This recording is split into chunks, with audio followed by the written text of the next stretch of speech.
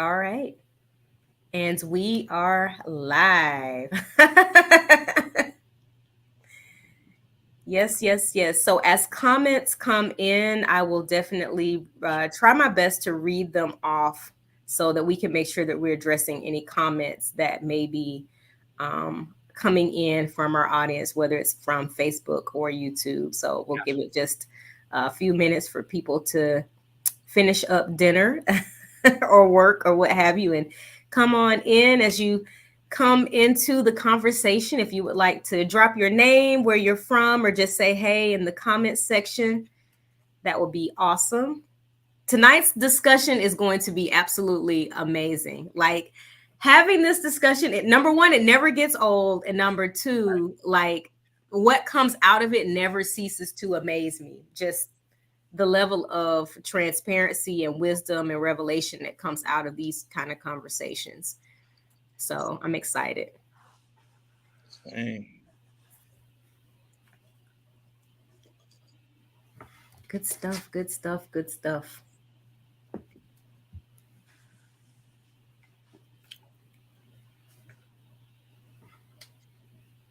I'm going to mute my mic just for a moment so that I can be sure to reshare this out on my page as well. Okay.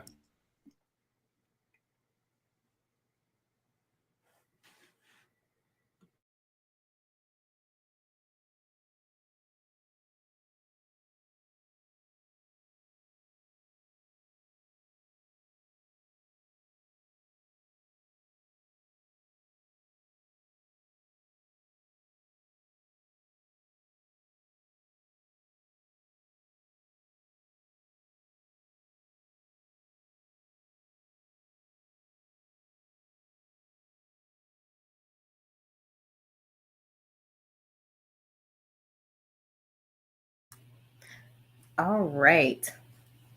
Miss Hayes is already in the house. She said, hey, y'all. Hey, girl. Hey. As you come in, please feel free to reshare this live stream out so that your brothers, your uncles, your cousins, your boo things, your husbands, your sneaky links, I mean, whoever needs to see it, because your sneaky link may need to work through some things, clearly. So, Yeah, not on today. not on today. Okay, I'll believe it alone. I'll believe it alone. So good stuff, good stuff. Well, we'll go ahead and get started and just kind of delve into the meat of the conversation. But first, guys, I would like for you each to introduce yourself. I feel like I could give you introductions and say the most amazing things about you, which are, there's so many things, and I don't want to leave anything out. So I'm going to allow you each to introduce yourselves. Just briefly tell us, your name, what you do, what space you operate in, and why are you passionate about men's mental health as a whole, but particularly men's mental health. So we'll start with you, Broderick. Uh-oh, you're muted. Boom. There you There go. we go. All right. So fam, I am Broderick McBride. In my professional realm, I am a clergyman, paraprofessional within Sacred Spaces. I have operated as an executive pastor. I have currently operating as a youth pastor at a mega church here in the city of Atlanta. When it comes to the context of mental health within Sacred Spaces, I have come to the realization that a lot of things, many things that we experience within sacred space that we attempt to demonize or mislabel as something that is otherworldly is actually a deficit in mental health help, mental health resourcing, and mental health services. So I simply position myself as a bridge or connecting point between faith-based communities and also the mental health world as well. My passion about men's mental health, specifically Black men mental health, is rooted in the fact that I am a Black man. Okay. I realize that in this post-COVID world, There's such a need for these types of conversations in spaces that look like me, but also spaces that affirm individuals that look like me. So I'm happy to be here tonight. Thank you. Thank you. Thank you. Thank you. And that is such a needed bridge, because I feel like so often we're speaking two different languages, Yeah. right? But we're going to get into that for sure. Yeah. All right, Scott. Hey, what's up, y'all? I am Scott Hayes, LCSW. I am social worker, licensed clinical social worker by day, well, all the time, but I work for the Department of Veterans Affairs. I work in one of their homeless programs with homeless veterans who have mental health, substance abuse disorders. During my downtime, or not so downtime, I am half of the Love Hayes podcast, yes. Which is a lifestyle platform, and we focus on overall wellness, particularly of the Black community. We focus on healing and wholeness, and just the idea that we're all navigating this journey called life. And there will be some things that are hazes in our lives, and we can figure out ways to navigate them in healthy ways. That is what we do. Good stuff. And you guys are doing some really good work. Yeah. So, thank you. Thank you.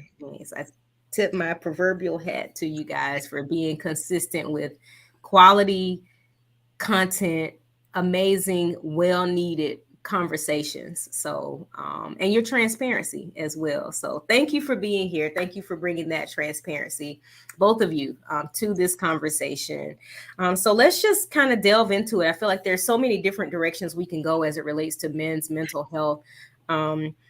Let's start out by first talking about where are we as a society missing the mark when it comes to men's mental health. Mental health, there were a lot of buzzwords that came out over the pandemic, right? We started talking about trauma and narcissism and gaslighting. And I mean, all of the things where all the clinical terms came up, on social media and everywhere else. And we just all of a sudden, we had this interest in mental health, which is amazing. I'm glad that the conversations are happening. But where are we missing the mark still when it comes to men feeling safe as it relates to addressing mental health? Yeah. So I'll take the first stab at it. I think one of the first deficits that we have is not all safe spaces are affirming brave spaces, meaning that oftentimes we create these hush harbors for men to come together collectively to talk about facets of inner healing, things that we navigated through, things that we are currently navigating through. Oftentimes those spaces permit us to go under the radar, right? So we can show up in the spaces, but we don't say anything. And we know, that in doing clinical work or any type of work, it's a two-way road. You have to communicate. You have to talk through, because your therapists, they are not mind readers, or whomever you may be going to. They're not mind readers. So ensuring that the safe spaces that we create are brave spaces for individuals to use their voices. I think the second place or way that we are failing men is that there is such still a nasty stigma that is placed around being aware of where you are and stepping into spaces to talk through or to talk about where you are. So we have this whole conversation centered around alpha male and beta male. We have this whole conversation centered around, a woman can't raise a man and you need to deal with your Black mama trauma, right? And so just seeing those types of stigmas perpetually being aired on social media or being talked about within our spheres or our circles or within our community, of course, it is going to embarrass, shame individuals into corners to where, I don't want to unpack. I don't want to talk through, because when I did try to unpack and when I did try to talk through, there was this homoerotic narrative that was placed on me, or there was this alpha beta male thing that was placed on me, or I was called toxic, I was called narcissistic. Right. So even the fact that, sometimes the professionals are not using these buzzwords. So people who are misinformed, but they have the influence and the affluence, they're using these words in negative ways that too can shame people into corners of silence. So those are my tidbits. Man, listen, you just said a mouthful. That was a lot. Yeah. That was good, especially as I feel like these podcasts are coming up and everybody has a microphone, and sometimes they don't even be talking to nobody. They just record talking to the microphone about whatever. That's social media. You could just get a microphone and literally just start talking about whatever. And like you said, you have the influence, and all it takes is for somebody to misuse a man to talk about his mental health, and somebody to misuse gaslighting or narcissism or toxic or whatever. And boom, they're shamed into not wanting to talk again. So you said a mouthful, Broderick. That was good. Yeah. Good stuff. Good stuff. What about you, Scott? What are your thoughts on that? There's a whole lot there. And I think, just coming right behind you and behind Broderick with, words without context are knowledge. People just throwing around narcissism, just throwing around toxic masculinity without knowing exactly what those things are, throwing around diagnoses that they've heard, and not understanding that, there are certain criteria that you have to meet in the DSM to diagnose anyone. And also you can't diagnose, even myself, I can't diagnose anyone without being the person that's treating them. Yeah. So, you see these small tidbits of things and you say, oh, he's a narcissist. Oh, that's toxic. Oh, that, just throwing around buzzwords.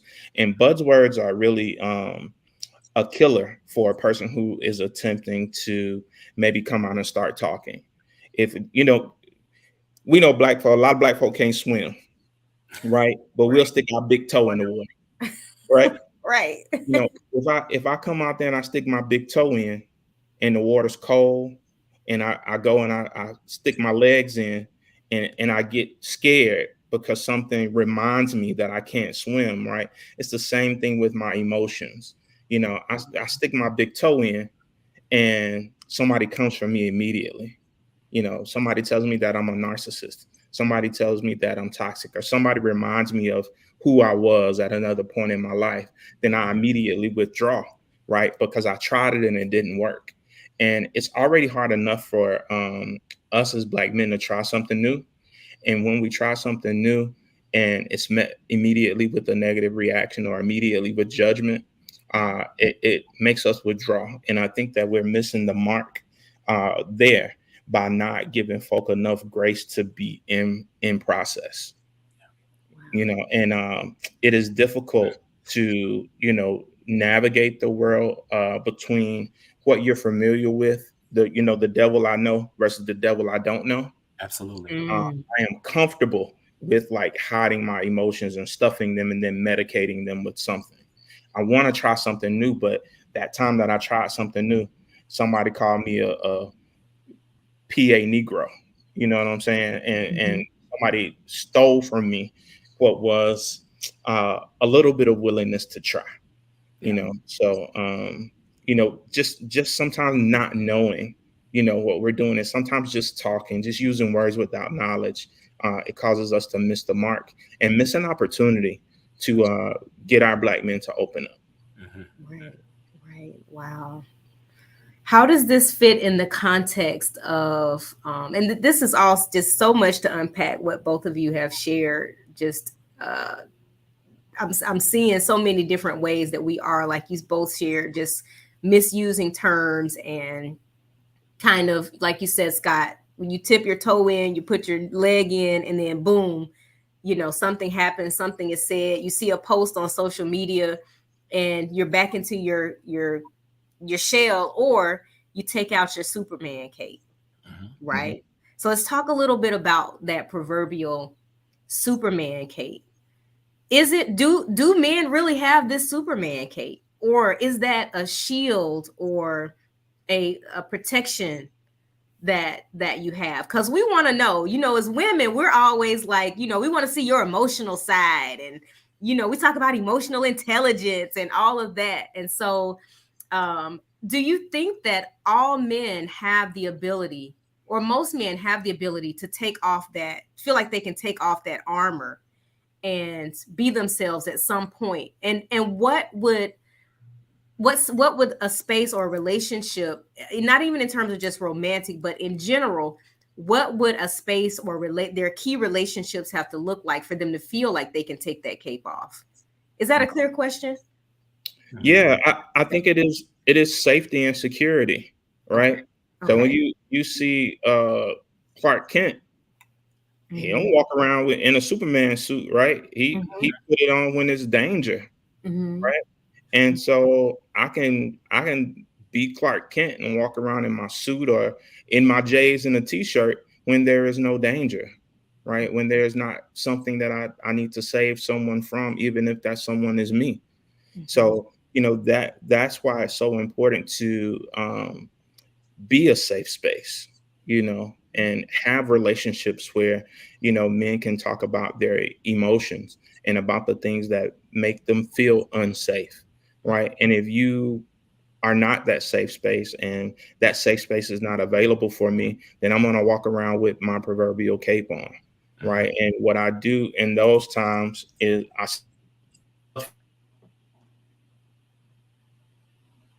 emotional because I got to fend off the danger. When there is danger there for us, there's this adrenaline rush. Anybody ever seen any of these like videos where somebody's been trapped under something and people have this adrenaline rush and they come in and they lift the car off the person. They don't even know how they got this superhuman strength, right? It is the adrenaline, right? But there's danger. I need to protect. I need to make it happen no matter what. When I don't feel safe, there is danger for me. And there is something that I feel like I need to do.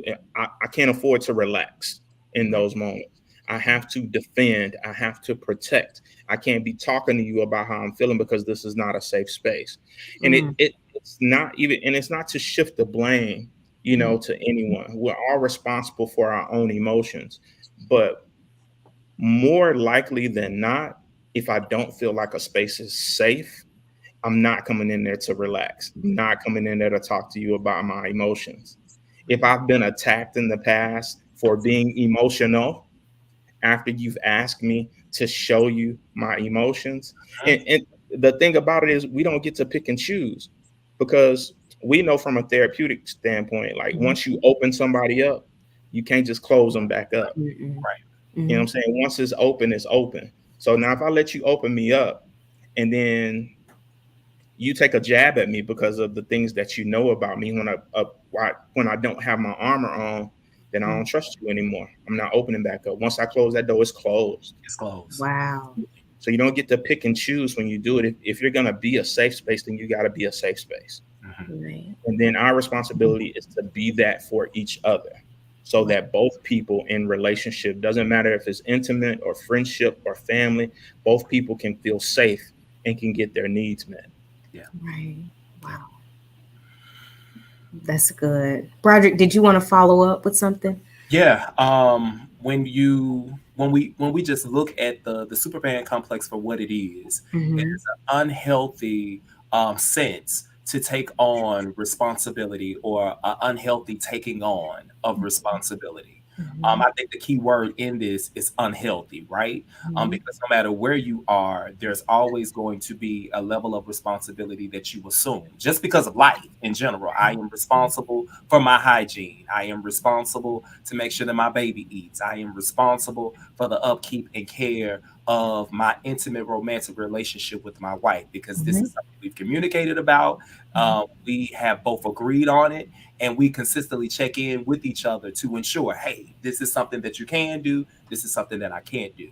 The Superman complex is literally taking on this notion that you have to catch and carry all the balls, because if I don't, ain't nobody else gonna do it, right?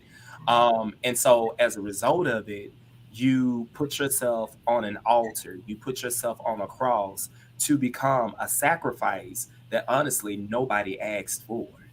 And so when it comes to the nuances of the Superman cape, I think that historically, for many of us, because of where we come from and because of the realities that we live in, it's almost as if the proverbial Superman cape is given to you at an extremely early age, when you have to take on responsibility for your emotions, but nobody taught you how to feel.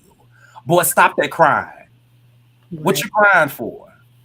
Or how hard we discipline our sons. So we're very gentle and soft with our daughters, but there's a whole hard hand that we give to our sons. Like, what is that communicating in developmental stages of learning to say, wait, the only way that I am authentically accepted is if I present myself as this hard individual that's not needy, that's not touchy, that's not all of the things that just comes with just simply being a child, or just looking at the fact that when something happens with our young men, the way that the media or the news present them as men and not boys, right? Wow. So you see the Tamir Rices, when they were talking about his story, he was presented as a man and not a teenage 13-year-old boy. So there's this systemic thing where it's almost as if Black men are stripped of humanity, are othered. It's dehumanizing, right? So, in an attempt to feel some form of humanity, I put on this Superman cape. Because as long as I got this Superman cape on, Lois Lane wants me. The villains in the community, they bow down to me and they go Right. respect me. When I have on the Superman cape, I can make things happen. I can get the impossible done.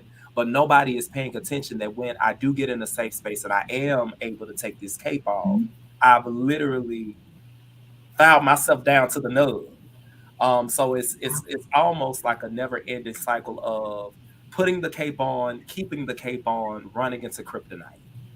Mm. Putting the cape on, keeping the cape on, running into kryptonite. And I don't know what it's going to take to break the cape. Um, I don't know if it's an overhaul in our community. I don't know if it's an overhaul in cultural norms and systems. Um, but we're getting to a place where, yeah, these types of conversations are necessary. So, yeah. Yeah, good stuff. I'm so glad that you drove down that street about, because I was just about to ask as you were talking, like, so do you think the Superman cape is something that you get like from an early age? So I'm glad that you addressed that. Like, yes, like as boys, we are given this burden or this load to carry or this cape at an early age and expected to take it and have a healthy emotional life. And sometimes that's just not necessarily the case. Let's talk a little bit about suicide, right, and self-harm. Without being too clinical, we have seen a number of individuals in the media who have died by suicide. I think more recently with Twitch, that took everybody by surprise and by shock. I was particularly shocked because I'm an avid, or I was an avid watcher of the Ellen DeGeneres show. I didn't know Twitch when he was on. I think it was So You Think You Can Dance. But Twitch was the light of that show. Twitch was known for joy. And I would watch the Ellen show no matter what kind of day I was having. I knew I could turn on Ellen and her and Twitch would dance and do their thing, and he would just light up the room. And even if it was just for that hour that they were on, that was joy for me. And so it was so shocking to know that someone who brought so much joy and who was the Superman cape for so many of us, when he took it seemed like he had, when he took I can only imagine when he took his cape off, what he was dealing with. And so my question behind that is, do you think that the depression, the anxiety, the stress, the pressure of it all is heavier than what we may even know and what we may even realize? I mean, let's kind of drive down that street. What are your thoughts on that? And I see the comments here. Shatay saying that she always asks Scott to diagnose people and he won't. and it's, yes, it was heartbreaking with the Twitch story. So I just wanted to, I'm sorry, I wanted to make sure I jumped over here in the comments. But guys, what do you think about that? As it relates to hiding the stress and the pressure, like, do you think that it's something that is allowed to build up until you hit that wall, and is there a safe space that you guys have, even amongst each other, even amongst your brothers, where, if you're having those thoughts of self-harm, you're driving down the street and you start having those, we call them intrusive thoughts in the therapeutic space of, man, I should just drive off this road or what have you. How do you build that community, even with amongst brothers, where you can have those honest conversations with each other when it's getting to that point?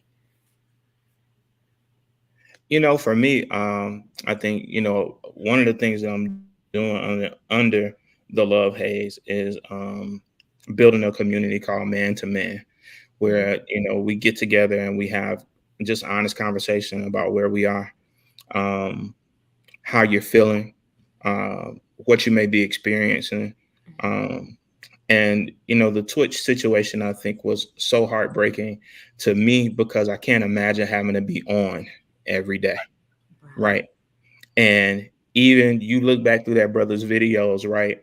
Even when he wasn't on the show, he was like making dancing videos with people, smiling in pictures, always on. I couldn't handle always being on, but many of us are always on, always putting a good face on whatever it is that we're going through. Right. And, Broderick earlier was talking about how from a young age we're taught to stuff those emotions. I fall down and I hurt myself, right? And somebody tells me to get up and cry and not cry because big boys don't cry, right? And we come from little boys who are taught to stuff their emotions, and we become grown men who learn how to stuff our emotions. Absolutely. And then we are just on, right? We are providing and producing and protecting and pronouncing and all those things that we're supposed to do, for everybody else. Mm-hmm. I have so many homeless men in my program who will get calls from their nieces or from people in their family to say, hey, Uncle, I'm stuck on 20. Can you come get me? And they will leave substance abuse treatment to go and rescue somebody who they can't even go live with. Yeah. What? Right? Just the idea of I gotta be somebody's savior. Wow. And it is also a deflection from the work that they actually have to do. Because if I stop saving other people, then I'm left with just me to look in the mirror. Like I see there. Yes. And if my identity, my whole life has been built on what I can do for other people only, and not how well I take care of myself. Anytime I take care of myself, anytime I feel my feelings, then that is selfish. And I'm less than a man if I'm not providing, if I'm not producing, then I'm going to provide and produce. Even in this program, that is the only place that I got to stay because I'm homeless. I want to go and provide and produce. It gives me an escape from my reality that I'm feeling this thing. And then it also allows me to be in savior mode all the time. I can remember when I wanted to end my life at one point, and I was transitioning out of my marriage, mm-hmm. and I couldn't comprehend the failure. I could not comprehend that I had done this thing that had hurt the person that I love so much, right? And I didn't see a way out of it. Like I was feeling all these feelings that I wasn't supposed to be feeling, mm-hmm. according to societal norms, mm-hmm. and it was eating me up on the inside. And on top of that, there were all these reminders of the thing that I had done to cause the dissolution of the marriage. And I could not identify with a different way because I was getting ready to be single. I was getting ready to be without a home. I was going to have half of my assets. And I don't want to feel this way anymore. And for a society that tells me that I shouldn't be feeling anyway, what is the quickest way for me not to feel? Right. And the majority of my folk that I work with, they are medicating with crack cocaine, with alcohol, with all those things, even with their depression and suicidal thoughts. I am trying not to feel.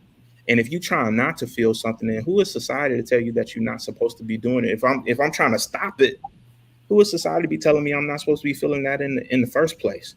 Right. It is madness. Yeah. Wow. Wow. Mm. That was deep. Yeah.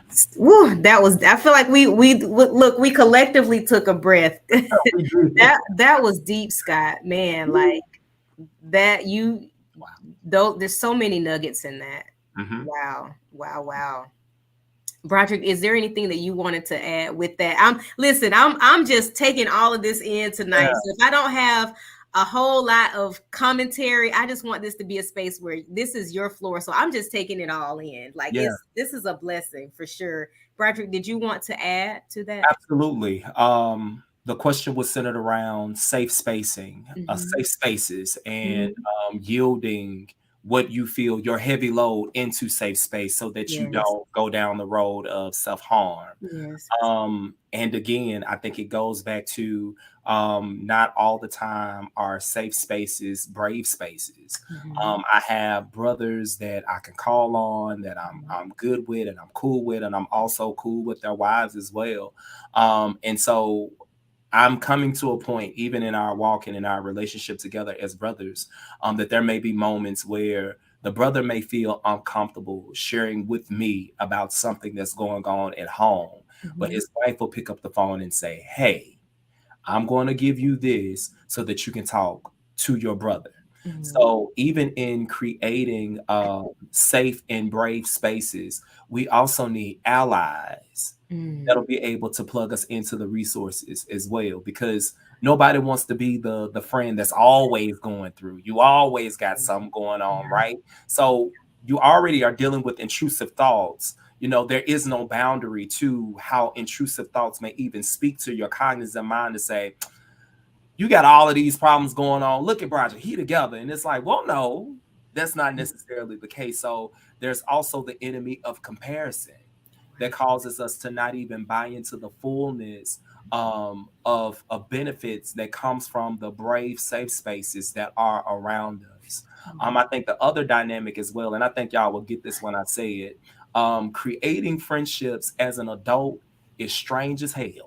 Okay, it is weird. It is weird. It's Stranger Things season 7, and working on season 8. Hear me, it's strange, right? So I'm discovering even within myself, and transitioning from the city of Atlanta, going to Tulsa, like relationships died, they ended, they became something different in that first move, and then transitioning back to the city of Atlanta to Tulsa, it's now something completely different as well, where I'm having to reimagine, rediscover, and reinvent who Broderick is within the context of Atlanta. Well, with that comes reimagining, rediscovering, and reinventing what your platonic close relationships look like within this context. And so when life is lifing, it's hard trying to unpack, unload, and take the Superman cape off in a relationship or a situation that's already strange. That's good. So I think it also comes down to being able to value yourself enough to push past the barrier of strangeness, weirdness, awkwardness, to say, hey, I'm being brave in this safe space to actually show you my Clark Kent, to show you the weak side of me that most people, if they did see it, they wouldn't believe it, or they wouldn't buy into me anymore. Right. So there's a twofold responsibility that's there, where even if nobody taught us how to grieve, nobody taught us how to speak up, nobody taught us how to say, it's kind of like you have to pick up the tool and just use it. It's a lot of trial and error along the way, but I'm not too sure if any of us even have the emotional real estate to even deal with the error that comes in the trial and error. So it's almost like I'm just stuck. I'd rather not do nothing. I'd rather self-medicate with all of the various things that I can self-medicate with, because that's familiar, that's safe. So yeah. Wow. Good stuff. Another thing is, so many of us don't know our identity. with Mhm. what we bring. Mhm. You know, so much of who we are and who we've been groomed to be is in that productivity. That I, who read a story about Clark Kent and stayed tuned in? Mhm. Right. Mhm. That's We were good. anytime there was a scene with Clark Kent in it, you were waiting for him to have to change into Superman. That's That good. was the Yeah. action, right? I I didn't know who I was as Scott Hayes, Wow. like unmarried, living on my own, just producing for myself. I didn't know what the hell I liked, Wow. Mhm. right? I didn't know the things that I enjoyed. I didn't really know what made me happy, what made me sad. Um, I have been so used to being a chameleon and on some coming to America, whatever you like type shit, Yeah. just it, and I called it at the time having game. I could pull any woman, right? You tell me what you like, I can do it. You like the movies, I got the movies. You like the flowers, I got flowers. You know what I'm saying? You like poetry, I could write a poem. I Mhm. can do any of those things, but I was not familiar with who I was. And not only was I not familiar with it, um, I didn't know how to date myself. I didn't know what that would look like. And my brother Chris in the chat was just saying, staying busy so I don't have to be with me. Yes. Ooh. Yes. You know, when we keep ourselves so wrapped up in what we are producing and what we can provide, I'm scared as hell to be with myself because when this all comes off, like, do I like any of this? Do I like what I see when I look in the mirror? Right. And am I prepared to do the work that it takes to improve that? Or Right. can I shove all that stuff to the side and just provide more? Just make someone else happy. Just jump into that cape and little kids clapping for Superman, right? Nobody clap for Clark Kent. We don't do that type of thing. And it just reinforces like the not enoughness that many of us already have. Mhm. And I have been a slave to my not enoughness for a very, very long time. And my value was only in what I could give and what I could do for other folk. And it just ended up taking me down a very, very dark road. And I just learned how to be on all the time. I learned how to just like be that guy that everybody could depend on. Mhm. Be the person who, like, if I was to leave here, people were like, damn, Scott Hayes, get the shirt off his back. Right. A good brother right there. And nobody know how to be a good friend to me, not because of any fault of their own, because I would show up as a person who didn't need anything. Mhm. Like I'm just here to please. Right. You need somebody to emotionally dump on, give me a call, right? Any Right. of those things, and never giving anybody the opportunity to be that for me. Mhm. Right.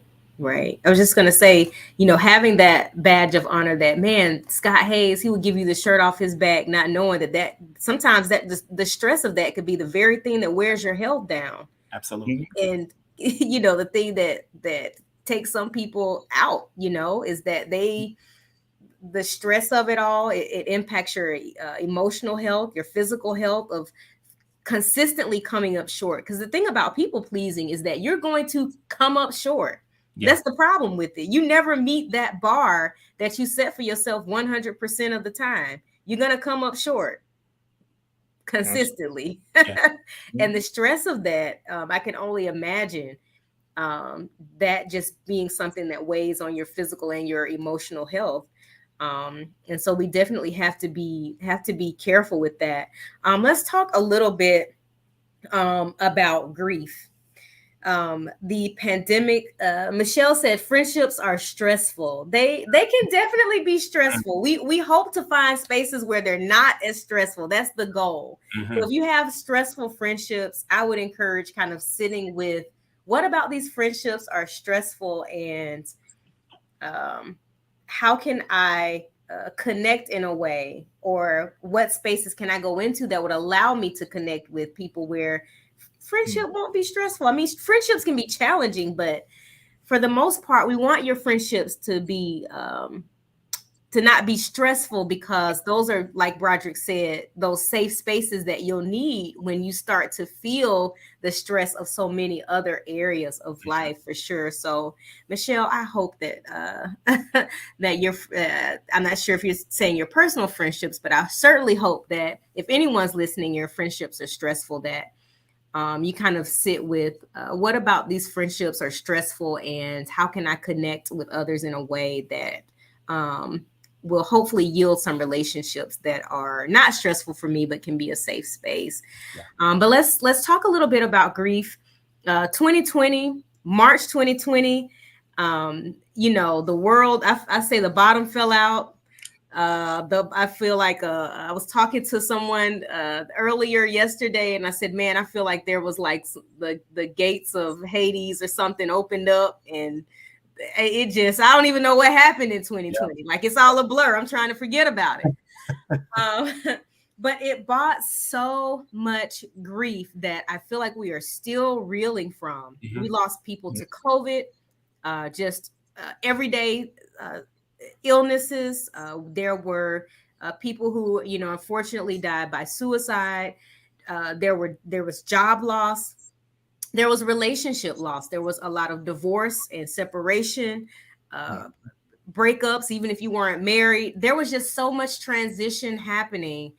And even for people who had long COVID, right? I worked with a lot of clients who are still reeling from the effects of long COVID, and they are, they lost their mobility. They lost their ability to breathe without having to have oxygen in, an oxygen tank or oxygen machine in their home.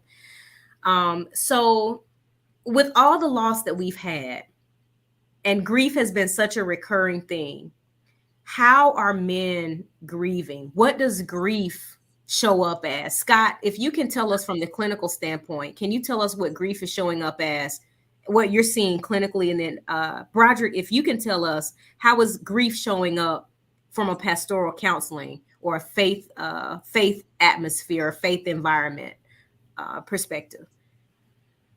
I think for many of my folks, it's showing up in the form of, very much depressive kind of thoughts, very much feelings of hopelessness, and folks not even grieving the loss of loved ones as much as they're grieving the loss of their sense of normalcy.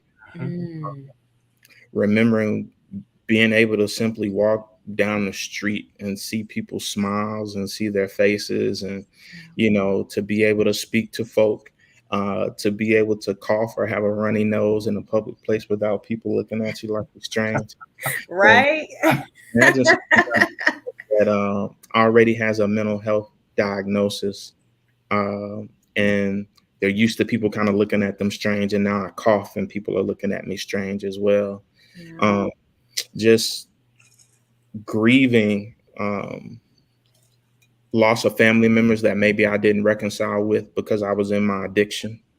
And it frequently shows up as just hopelessness, feelings of being worthless, being, extremely depressed to the point of wanting to take their own lives.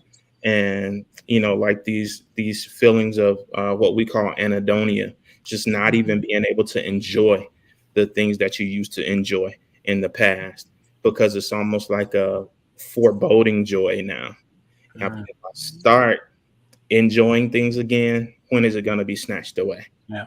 Like, we came from dealing with COVID to like being in all this heavy political environment, and now it's assault rifles and mass shootings and all these things.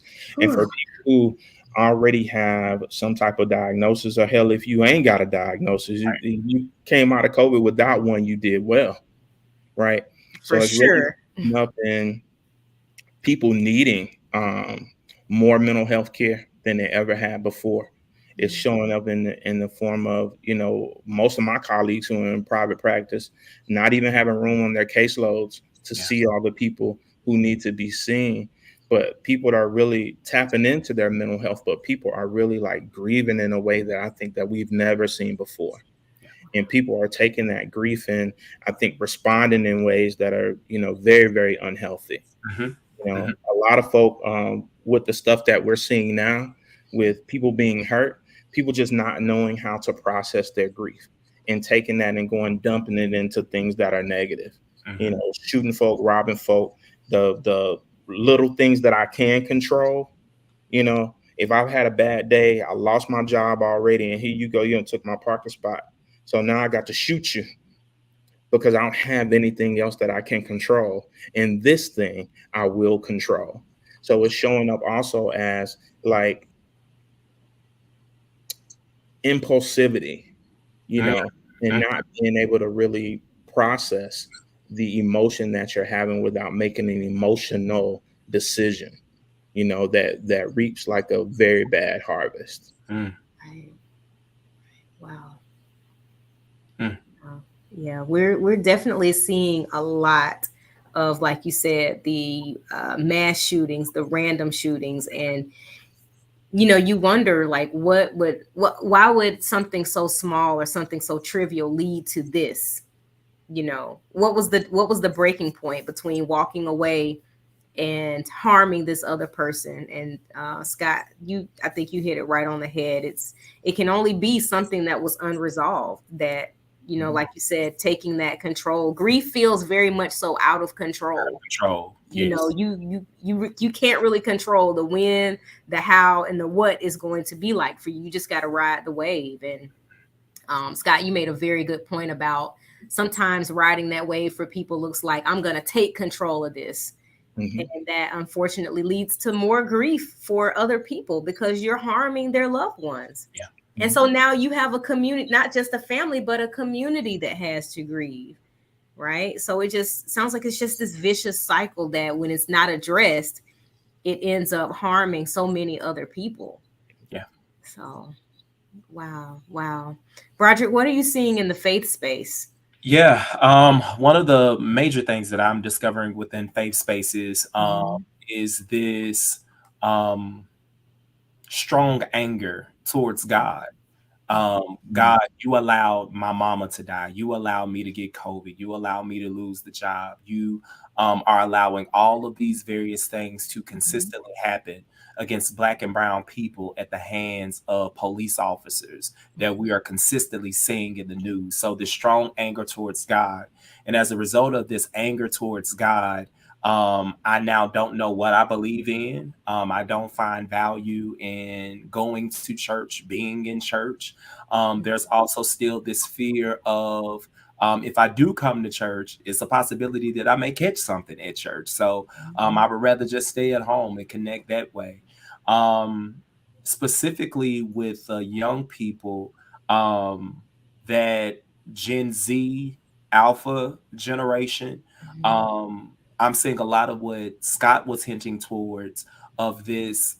I don't care. Like Mhm. I don't care about anything. Sometimes I don't care about myself. And some of it is rooted in adolescence and teenageness, right? Mhm. But I do believe that there is a whole nother side of it that is interwoven and connected into what happened during the pandemic. We have to be honest that for many of us, we failed our children. School shut down, you're dumped at home, trying to figure out what to do with the schoolwork. Right. Parents haven't done fifth grade math in 18, 20, 15 years. And Right. now there's an expectation that I'm supposed to be on with you every single day, Right. every hour of the day, when at minimum I will have an 8 hour break away from you. So now I'm on all the time. I'm frustrated because of what life is bringing my way, the possibility of me losing this job. Now I have to sit in this new norm. And so we are faced with this post-pandemic kid Mhm. who was forced to stuff emotions, who was forced to not necessarily pause and grieve. I come from the thought that you have to be taught how to grieve well. Mhm. And if we don't take time to permit people to sit in their valley of the shadow of death, um, we can cause deep, deep harm. And I think the fullness of, we have yet to see the fullness of the traumatic cycles and wheels that were created from the pandemic till now. We Yes. haven't seen it all. We Yes. haven't seen it all as well.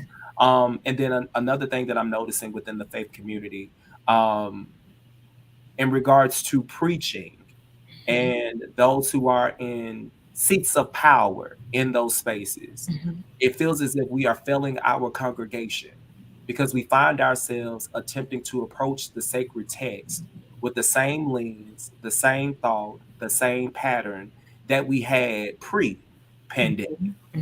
So now we're telling people to dance and shout over your depression, dance and shout over your grief. That wasn't helping me pre-pandemic. Right. So now I have compound trauma, compound pain, Come on. compound grief, and you're Yes. still telling me to use these same tools that wasn't helping then.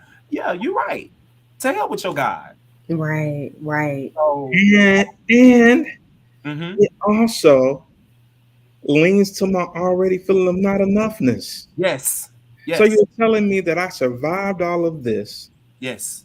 I lost my mama, I lost my auntie, I lost my uncle, and you still telling me that I ain't praising enough? Right. Right. You're Come not praising on. enough. Yes, Man, please. yes, yes. So there are a number of people who are literally divesting themselves from the context of Christianity and church, and it's like, listen, me and God, we good, but God's people, I'm okay, because I'm coming back into a space with the attitudes, the snarly looks, the same type of programming, the lack of resources. Why am I here? I sit in a context where young people oftentimes tell me, Mr. B, I don't feel safe here. Right. Hmm.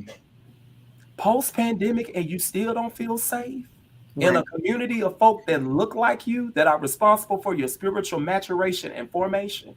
What are we doing? Right. So, Right. those are just a few things that I've seen. Whew, a few things. That's that in itself is a lot. It sounds like there is still so much work to do, even in that that faith space, which is supposed to be that very safe space, and we're still needing more of those conversations. I know, Broderick, for you, that has been your heart, is to bring mental health professionals into the faith spaces to have these difficult conversations and to clear the air and to educate on how we can tackle this in a way that is healthy. And so, yeah, and as Scott said, I can only imagine that compounding those feelings of not enoughness. So why would I grieve when I already don't feel like enough? Because when you grieve, that you already have a sense of low self-esteem when you grieve anyway, right? Yes. Your self-esteem already takes a hit. You already may feel emotionally weak or emotionally vulnerable or uncovered. Your cape is already off. But now you're telling me that I'm not enough because I can't dance over my depression. You know, I'm worshiping in church, but I'm still hurting. You know, I'm still crying at night. You know, it's just not adding up. Yeah. Yeah. Yeah. Wow. Wow, wow, wow. Still so much work to be done, for sure. So thank you for that. What can we do? I'm going to run over here to the comments real quick. Miss Hayes says, speak on it. So she is agreeing with everything you guys are saying. Run It Fit Challenge is saying that part, is agreeing. Miss Hayes is watching. So Scott, you got your supports here. So good stuff, good stuff, good stuff. Thank you all for tuning in. If you have any questions, please be sure to drop them in the chat. I know we're running low on time here. I just wanted to get in. I feel like this conversation can go on and on and on and on, literally, because there's so much to unpack. But my last question is, how can we, for anyone who's listening, it's going to kind of be a twofold question. Number one, what would you say to the women who have brothers or fathers or uncles or cousins, husbands, boo things, whatever you want to call it, who are going through a mental health crisis, or they're struggling with their mental or emotional health? How can women show up for them? That's number one.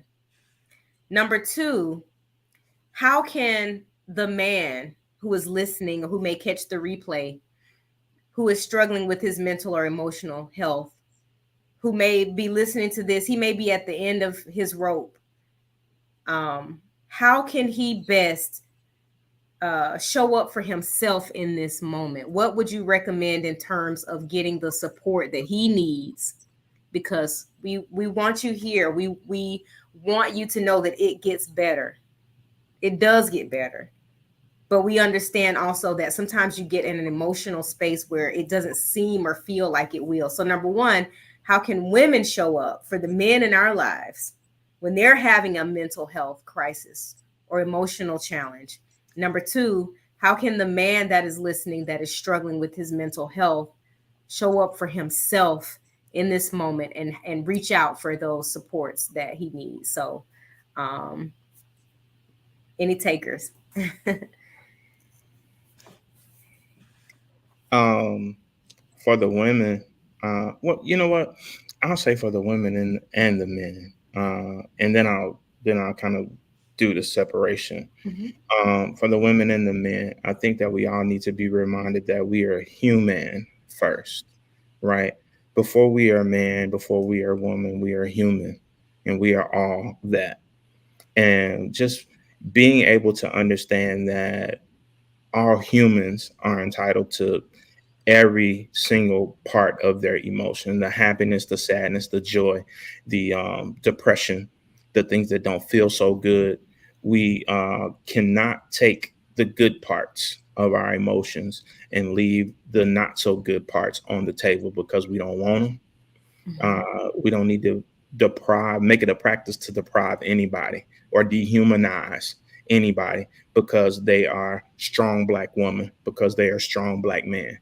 I think giving each other the permission to just feel what it is that you feel, and for men to do the work of understanding your emotion, right? Being able to name your emotion and then not letting that emotion guide your decision making. Right. So first of all, we got to be entitled to have our emotions, to feel what it is that we feel, and do the work of then learning how this thing makes me feel and how I cannot let it guide my decisions. Yeah. So I don't have something that happens to me in the morning that then somebody cut me off in traffic, so the rest of my day is ruined. Wow. Right. Wow. For the women in our lives, then to be able to help us to see that I see you, I hear you. I may not know the answer, but here is a safe space for you to reside, and I will try to help you get to the answer. So I do not believe that there's a separation of, what we need to do necessarily individually.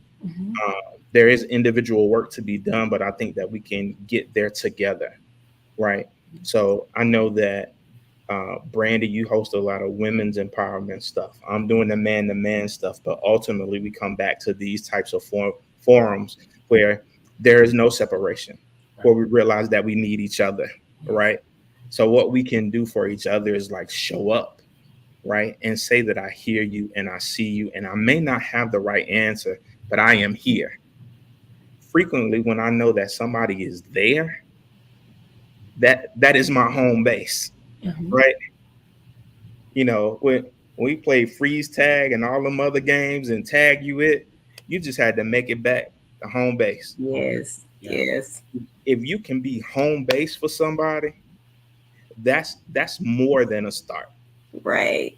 Just be home base for you. Right. That was oily. That was, like they say in the church, that was oily, Scott. That was good, Scott. That was good. Let me write that down. Home base. Be home base for somebody. Be home base. Because, many of the times we feel like to get started, we got to have an answer. Yeah. And we don't have to have the answer.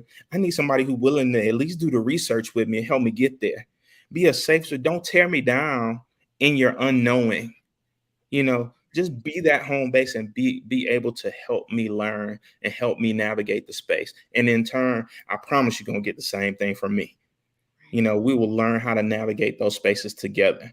And as long as there are folks who are willing to do that work together, we'll be all right. And we need each other. There is no lack in what anybody is doing, because you showed up in this space, then you have some willingness to try to learn how to do better. And it starts there, and that's all that we can do is show up for each other.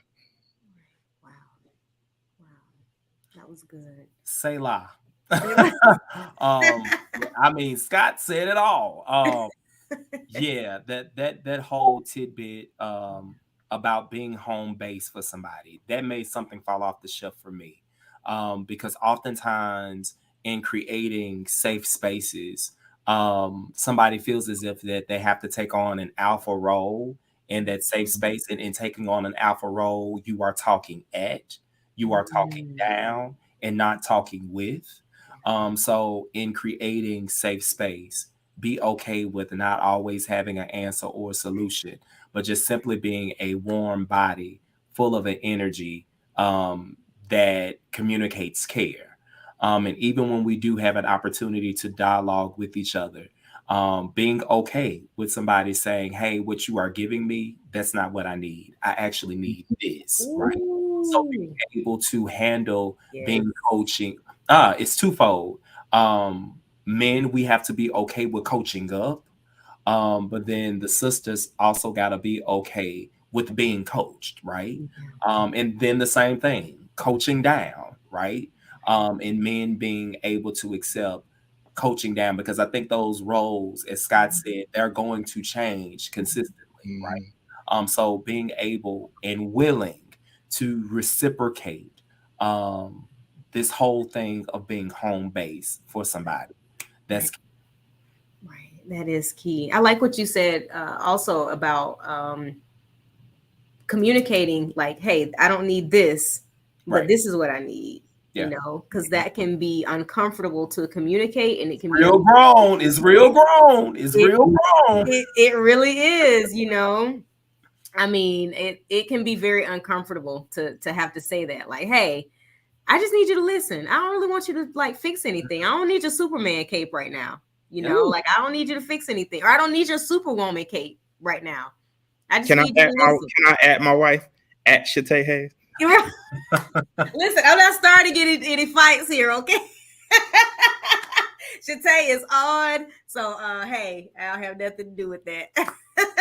and to your point too, Brandy, I think too, depending on the length of the relationship, the depth of the relationship, it also gets to a point to where you now ask, okay, what do you need me to be in this moment? Is this a listening ear, or am I supposed to say something here? Because sometimes in me showing up in a space to be vulnerable, I can't even communicate what it is that I need. So you even putting that card on the table to ask the question, okay, wait, I hear you, but what do you need in this moment? Is it a listening ear, or is this put on the Superman cape, we about to turn up? Right. So, yeah. Right. I love that. And to add to that, Broderick, I think because we're all in helping professions, I think sometimes even for us to take off that Superman cape, especially if you're a male in the helping profession, and people may assume that when you come to them that now you want to, either that you need some type of advice, or you already have the answer. And I think, like you said, Broderick, we have to be very explicit and very honest about, hey, this is what I need in this moment. I know that I've had the answers for everybody else all day. I've allowed other people to vent to me all day, but right now I just really need that listening ear for myself in that space to be vulnerable. So for sure, like communicating up front, like, hey, this is what I need. I'm coming, for this reason. And sometimes even as in the helping profession, we may feel like when someone comes to talk to us in the same vein that we have to problem solve, because that's what we do all day. People sit in front of us, they give us their issues, we diagnose, we give them counseling, we give them resources, tools, we, like Scott said, we open them up, and patch them back up as best we can for that session or that day until the next time we see them. And so we may assume that when people need us, that that's what they need, and that may not be what they need from us. So they may have to tell us like, hey, I don't need you to be therapist or pastoral care right now. Like, I need you to just be a vulnerable ear or a vulnerable space. I'm sorry, for me. And so, I totally concur with that. One of the things, and I was just, messing around, with my wife. I know. She did put the eye emojis on here, so But listen, I'm gonna hear about that in a minute. But, I love y'all so much. I just have to say that I love y'all. The truth of the matter is that we all have a responsibility in this thing, and particularly the person who is seeking the help. And what I had to learn to do, like I prayed for a wife like Shatay, right? A woman that was a true partner. But I could not come in and tell her, hey, don't come over here trying to solve my problems. It is my duty, if I want to eat with you, to set the table. Right. If you want to get to know a woman, you ask her out on a date, you make the plans, and then you set things in motion. So before, when we were kids, before we got ready to eat, mom told you go set the table. So what our responsibility in this work is setting the table, saying, hey, I want to have a conversation. I want to be able to open up to you. This is what I'd like to see happen. I'd like for you just to be a sounding board in this moment. Or I'd like to, my wife used this word all the time. I'd like your thought partnership. Ooh, and hold on, let me write that down. Wait, let me write that down. Thought partnership. Home base and thought partnership. Listen, thank you. Give us the bullet points here. Yeah. That belongs to my wife, though. But that is an invitation for me then to use words. She wants feedback from me.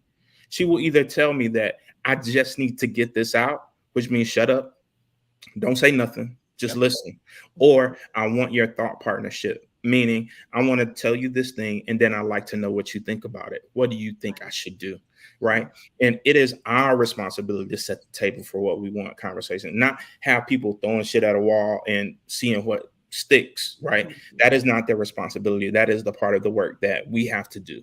We all have our part of the work that we have to do if this thing is going to be successful, if we are going to have a partnership that is fruitful. And I mean, in family relationships, if those things are going to transition from what they have been into like being appropriate and being what you need in relationship, it has to be that we are on the same page about what the objective is here. So it is my responsibility then to set the table and say what it is that I need and give the person the opportunity to meet you there if they like to be there. Wow. Good stuff. Good stuff. Woo. Listen, we have words here. We've taken notes. This was such a robust conversation and very balanced. Scott bringing us the clinical perspective, Broderick bringing us that faith perspective. And it just sounds like we just still have a lot of work to do. Absolutely. But conversations like this, they continue. I just imagine that they're just continuing to just plow the way. You know what I mean? They're just continuing to push it forward even more. So let's get over here in our comment section. Miss Hayes said, Scott, your dad would be saying to go get that PhD. I ain't going back to school, mama. Listen, you come on now. You can't do that to your mama, Scott. He's going back, Miss Hayes. Run It Fit Challenge is very much so glad I tuned in. Thank you so much for tuning in. Thank you everybody who's tuned in, or if you're catching the replay, thank you. Be sure to drop some comments in the comment section. Let us know that your thoughts. If you had any questions, we will be sure to answer those in the comment section as well. We are out of time here. We're actually over time. See, I told y'all this conversation is always so robust that it's just, oh my God, never ending. Scott, please tell the people how they can follow you, what you got going on. Talk about Man to Man. When is the next one? And let's talk about it. Yeah, so my wife and I are moving with the Love Haze, and you can follow us on Instagram, on Facebook at the Love Haze or at the Love Haze Podcast. We will be doing our next in-person event for Man to Man, scheduled for June 25th. Right now, I'll be sending out some more information about the next Man to Man event, but it will be for my brothers.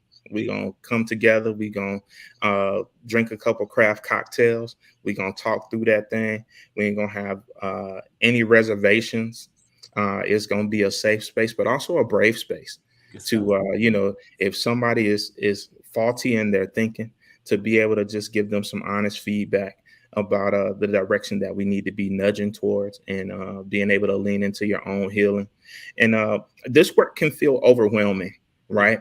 But I think those, one of my favorite folks from Black Love, he says we approach this thing with a relentless incrementalism, and having that resolve to be able to do the work a little bit at the time. So what I resolve for me in this moment is I just want to be the thing that I needed. When I didn't know what I was doing, at minimum, I know what I needed at that time, and I've resolved just in this moment to be what I needed. And that's what we resolved to do at the Love Haze, to just try to have these conversations that people have not been having, and try to be what we needed at the time that we were going through it. And we gonna take the journey together with our folk when you join us. Good stuff. Make sure that when you drop that flyer that you can, if you can, make sure I get a copy of it, or tag or something, so that I can make sure that I'm sharing it out. I know it's a space for men, but I did want to make sure that I'm promoting for the brothers that are on my timeline. If I have to slide some texts, some DMs, like, hey, you might want to go check this out. So yes, always happy and always an honor to support the work that you and Shatay are doing, for sure. Thank you. So you're welcome. Broderick, tell the people, how can we stay up with what you got going on? How can the people follow you? And how can we keep up with you? Yeah. So you can follow me on Instagram at broderick.mcbride, on Facebook under Broderick L. McBride. Coming up at the end of the month on May 31st and June 1st, I am doing something on Facebook called Lord, My Mind Matter. Mind Matters, where it's essentially a faith-based conversation centered around mental health. Where it's kind of like a Bible study, but it's also kind of like a crucial, critical conversation that's packaged that ends with resources. So I'll be doing that throughout the summer. Outside of that, I'll be showing up and doing panels like this, but also doing some lecturing here and there around the country. So good stuff, Nick. Yes, good, very good stuff. And let me tell you, Broderick is someone that I call on anytime there's a conversation as it relates to faith and mental health, because Broderick has the compassion, he has the knowledge, and even more so than the practical knowledge when it comes to mental health, he has that faith-based knowledge as well, that faith, that education behind it as well. And so he does an amazing job at bridging the two. And it's so funny, Broderick, because I feel like sometimes you ask me, well, hey, when, in certain environments or certain events where you've been present and I've had the opportunity to speak, and you ask me to tap into that faith perspective, I'd be like, listen, I'm not a pastor like you, Broderick, okay? Like, I can't go into the, what do y'all call it? The homiletics and the... Right. Hermeneutics, all of that. Yeah, now listen, I don't do all of that now. That's your lane. You know what I'm saying? Listen. But you do an amazing job. You do an amazing job. Thank you. Listen, McBride, I want to come to your event, but I just want to know, can I bring my communion wine? Absolutely, bring your communion. It's fine. It's fine. Pull up, bring the communion. Right. Yes, sir. Now listen, y'all, you're not gonna have the people stretching their hands toward the screen to pray for them, are you? Not even. Because they probably got some communion too. Quiet as it's kept. All right. Right. Oh my God. Well, you guys make sure that if they're, please make sure I'm sure I'll see it on social media, but if not, please make sure to slide me a copy of that flyer so that I can get it out to all of my audiences, to make sure that people can tune in and support what you have going on as well. Any way that I can support, I'm just a text, phone call, email, whatever way, you know that I'm always here. Thank you guys so much. Make sure that you follow them and everything that they have going on, especially in honor of Mental Health Awareness Month. Thank you guys again. This is such an honor. I feel like this is priceless to have your wisdom shared, and this is a needed space. So thank you for the work that you're doing. As Scott said before, that relentless incrementalism, doing your part in this space. And so we are going to wrap up. Oh, I just knew we were going over time, but it's okay. Bless the Lord. Thank you guys again for tuning in. Thank you guys for being present with us and sharing your wisdom. And we out. Yeah. Thank you. Good night, everyone. Night.